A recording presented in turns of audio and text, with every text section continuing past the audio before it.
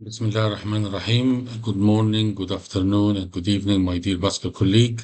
Here is my reflection on Charing Cross Congress 2023 last April. My name is Dr. Muhammad Omar Farouk. I'm a consultant vascular surgeon. As a general rule, when you are reading vascular textbook, you are usually 4 years old, like Rutherford, which have a new edition every 4 years. If you read a scientific paper, usually you are 2 years old, like if you read American Journal of Vascular Surgery. If you attend the Vascular Congress, you are around 6 months old because most lecture and most work and most studies are around in the last 6 months. If you attend a live vascular broadcast, then you will be on the cutting edge. That is why one of the great congress is a Charing Cross. This year, 45 year birthday of that congress. I will try to summarize the congress in short snaps, which is between 5 to 7 minutes, to mention what is new and what is that can affect your vascular practice and what we can learn from it and can benefit from it. I hope this format will make it much easier for you because it is expensive to attend. There is no copyright issue because this is only my reflection of what I have learned from this Congress. One of the things which have attracted me a lot, we know obviously Professor Thomas Zeller, a very well known German angiologist, very well involved in peripheral intervention. He speak about the challenges of PTK. This was in preparation of new stent that hopefully we'll find in Egypt very soon, which is called MicroStent. So they have developed this new stent, which is have a lot of advantage, and they started to work on it with the HEAL study.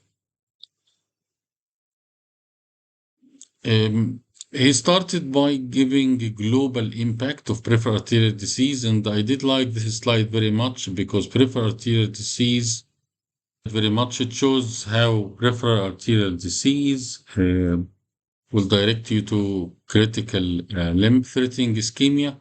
Worldwide, we have around 230 million population will be affected. 50% of them will have an amputation, which is a huge morbidity and mortality.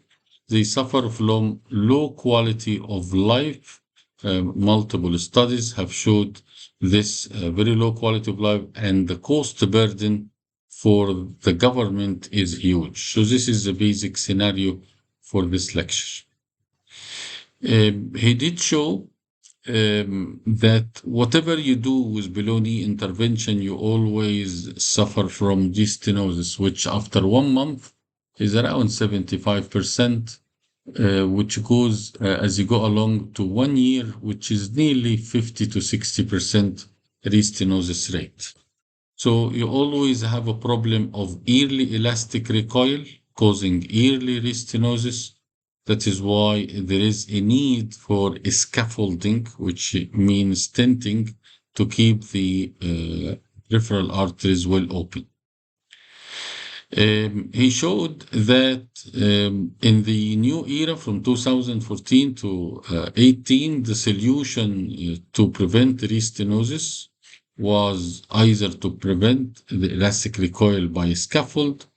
Drug-eluting balloon would not help you for the early elastic recoil because there was very interesting paper which showed that if you wait 15 minutes after your tibial balloon angioplasty, 97% of cases will have elastic recoil.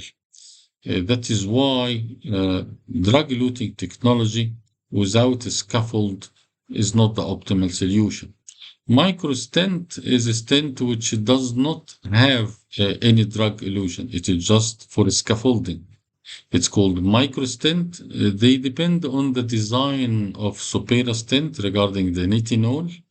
This is a slide that Thomas Zeller have used to put the benefit of the stent in just one slide.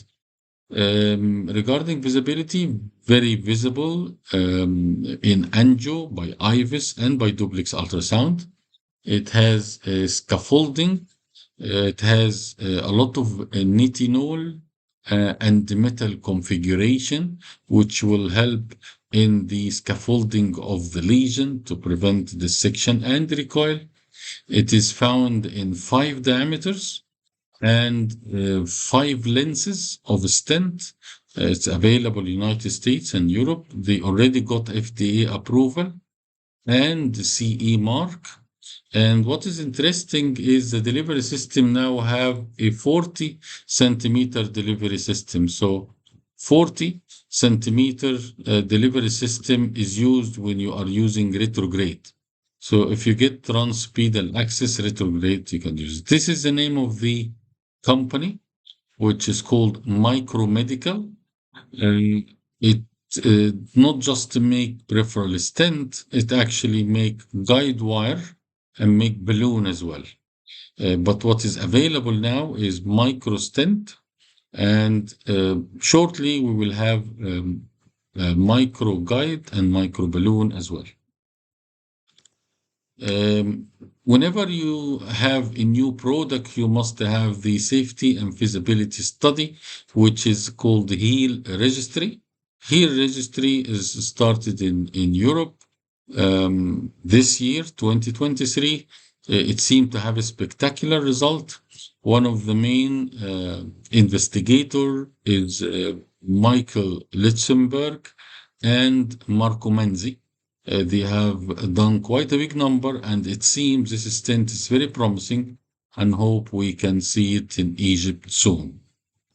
I hope this glimpse will get you what is new in the Vascular Congress in a very quick, short format. I hope that you will benefit from this information, and wish you all the best.